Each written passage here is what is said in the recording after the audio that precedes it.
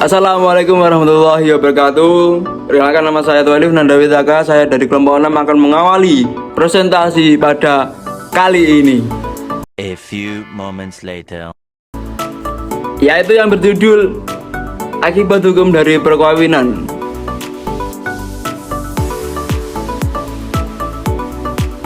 A. Kedudukan suami istri dan harta, yaitu hak. Yang pertama, hak dan kewajiban suami istri.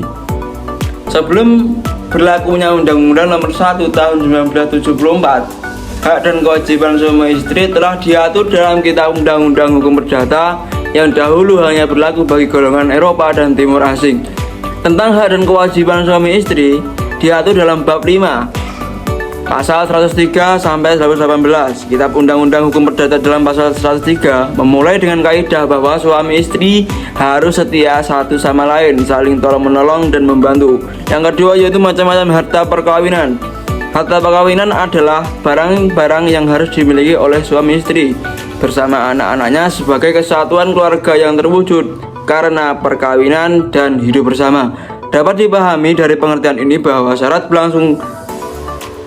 berlangsungkan perkawinan harus memiliki sejumlah harta sebagai keberlangsungan suatu keluarga dalam perkawinan. Dalam perkawinan baik secara langsung maupun tidak langsung, tidak hanya mengikat secara pribadi suami istri, akan tetapi mengikat pula semua akibat hukum yang ditimbulkannya. Selanjutnya adalah pengertian harta waris. Hukum kewarisan diatur dalam pasal 171 huruf A tentang kompilasi hukum Islam adalah hukum yang mengatur tentang pemindahan hak kepemilikan harta peninggalan atau terkah pewaris, menentukan siapa-siapa yang berhak atau ahli waris dan beberapa bagiannya masing-masing. Artinya, pewaris mengatur perpindahan harta, menentukan siapa-siapa yang berhak dan juga beberapa bagian-bagian masing-masing.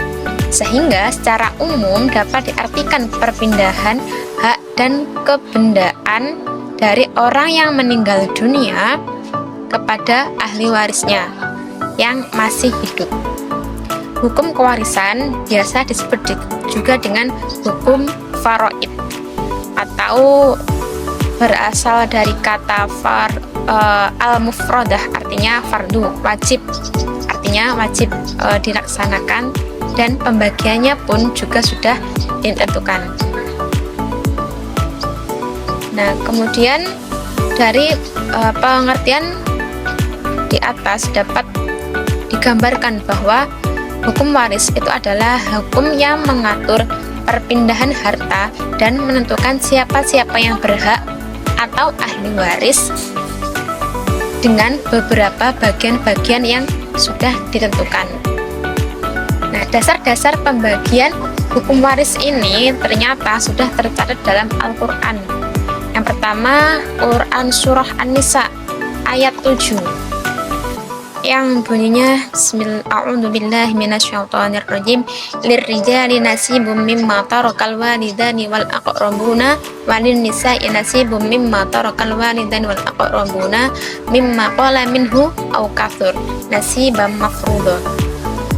Al-ayah, yang artinya bagi laki-laki ada hak bagian dari harta peninggalan kedua orang tua dan kerabatnya, dan bagi perempuan pula ada hak bagian harta peninggalan kedua orang tua dan kerabatnya, baik sedikit ataupun banyak, menurut bagian-bagian yang sudah ditentukan. Kemudian landasan kedua hukum faraid yaitu tetap berada dalam Quran Surah An-Nisa ayat 8. A'udzubillahi minasyaitonirrajim. Wa idza hadara laqismata ulul qurba wal yatama wal masakina farzuquhum minhum wa qul lahum qawlan ma'rufa. Al-ayah, yang artinya, dan apabila sewaktu pembagian itu hadir kerabat, anak yatim, dan orang miskin, maka berikanlah mereka itu harta sekedarnya atau ucapkanlah kepada mereka perkataan yang baik. Kemudian landasan ketiga adalah Quran Surah An-Nisa. Ini lumayan agak panjang ya teman-teman. A'udzu billahi minasyaitonir rajim. Yusikumullahu fi auladikum lidzakari mislu hadzil unthayayn. Fa in kunna nisaa'an fawqa ithnatayni falahuma thulutsani mimma tarak. Wa in kanat wahidatan falahan nisf ila akhirih. Yang artinya Allah mensyariatkan, mewajibkan kepadamu tentang pembagian waris untuk anak-anakmu, yaitu bagian seorang anak laki-laki yang sama dengan bagian dua anak perempuan. Dan jika anak itu semuanya perempuan yang jumlahnya lebih dari 3, yang jumlahnya lebih dari 2, maka bagian mereka 2/3 dari harta yang ditinggalkan. Jika anak perempuan itu seorang saja, maka dia memperoleh setengah harta yang ditinggalkan. Dan untuk kedua ibu bapak bagian masing-masing 1/6 dari harta yang ditinggalkan. Dan jika dia yang meninggal mempunyai anak, jika dia yang meninggal tidak mempunyai anak dan diwarisi oleh kedua ibu bapaknya saja, maka ibunya mendapat 1/3. Jika dia yang meninggal mempunyai beberapa saudara, maka ibunya mendapat 1/6. Pembagian-pembagian tersebut di atas setelah dipenuhi wasiat yang dibuatnya dan setelah dibayar hutangnya tentang orang tuamu dan anak-anakmu. Kamu tidak mengetahui siapa di antara mereka lebih banyak manfaatnya bagimu.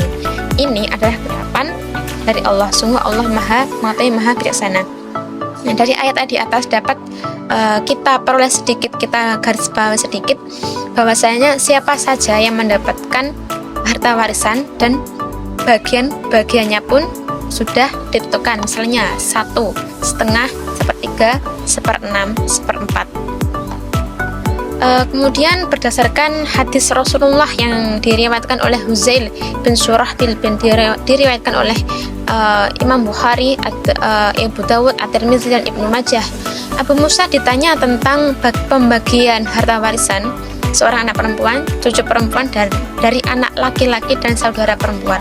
Maka Abu Musa berkata, untuk anak perempuan 1/2 dan untuk saudara perempuan 1/2.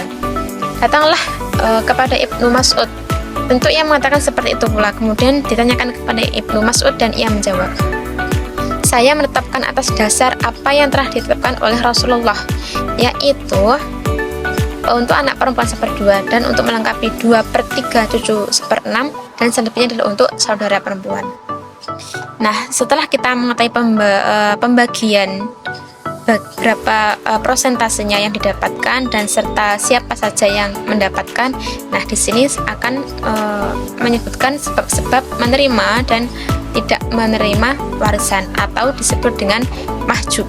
Mahjub adalah orang yang terhalangi mendapatkan warisan karena keberadaan ahli waris. Itu ada anak, ada bapak, ada bibi, ada kakek, ada saudara laki-laki, ada saudara perempuan. Dalam hukum waris, Islam tidak semua mendapatkan hak waris karena tentu saja ada penghalang atau yang disebut dengan mahjub. Adapun sebab-sebabnya menerima harta warisan menurut Ahmad Azhar adalah karena adanya hubungan perkawinan, ada hubungan kekerabatan, hubungan memerdekakan budak, hubungan agama Islam. Yang selanjutnya yakni poin C mengenai kedudukan anak, orang tua, dan perwalian. Di dalam pasal 42 menyebutkan, anak yang sah adalah anak yang dilahirkan dalam atau sebagai akibat perkawinan yang sah.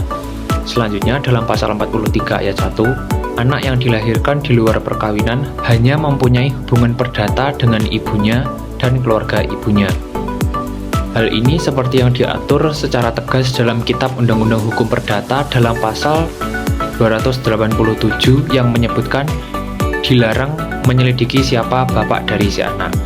Yang selanjutnya, di dalam pasal 288 diperbolehkan menyelidiki siapa ibu si anak. Yang kedua, kewajiban orang tua dan anak. Undang-Undang Nomor 1 Tahun 1974 dalam pasal 45 ayat 1 dan 2 menyebutkan bahwa kedua orang tua wajib memelihara dan mendidik anak-anak mereka sebaik-baiknya. Kewajiban tersebut berlaku sampai anak itu kawin atau dapat berdiri sendiri. Kewajiban mana berlaku terus meskipun perkawinan antara kedua orang tua putus. Jadi, kewajiban orang tua memelihara dan mendidik anak-anaknya sampai mereka kawin dan dapat berdiri sendiri.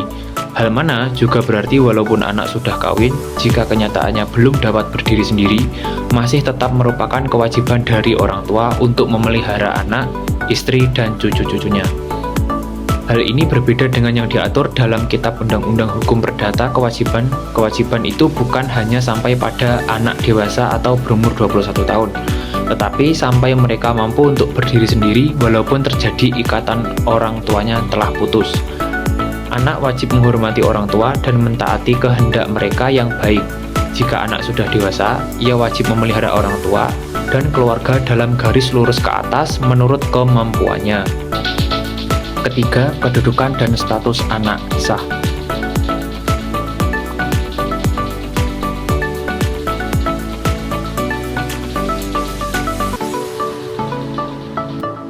Ketiga, kedudukan dan status anak sah. Anak adalah seseorang yang belum berusia 18 tahun, termasuk anak yang masih dalam kandungan. Demikian dijelaskan dalam pasal 1 Undang-Undang Nomor 23 Tahun 2002 tentang Perlindungan Anak. Haditono berpendapat bahwa anak merupakan makhluk yang membutuhkan pemeliharaan, kasih sayang, dan tempat bagi perkembangannya. Anak merupakan pribadi yang memiliki peranan strategis dalam mengemban tanggung jawab masa depan bangsa. Namun, anak masih memerlukan peranan orang tua dalam memelihara, mendidik, dan mengarahkan dalam mencapai kedewasaannya. Selain itu, pengertian anak dijelaskan pula dalam pasal 42 Undang-Undang Perkawinan bahwa anak sah adalah anak yang dilahirkan dalam atau sebagai akibat perkawinan yang sah.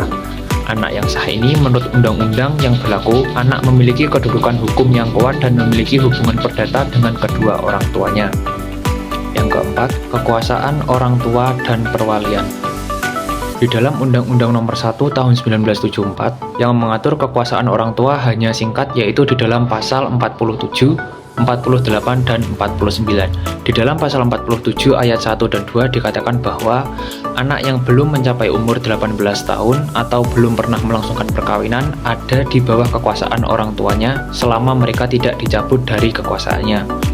Orang tua mewakili anak tersebut mengenai segala perbuatan hukum di dalam dan di luar pengadilan. Selanjutnya dalam pasal 48 mengatur bahwa orang tua tidak diperbolehkan memindahkan hak atau menggadaikan barang-barang tetap yang dimiliki anaknya yang belum berumur 18 tahun atau belum pernah melangsungkan perkawinan. Salah seorang atau kedua orang tua dapat dicabut kekuasaannya terhadap seseorang anak atau lebih untuk waktu yang tertentu atas permintaan orang tua yang lain.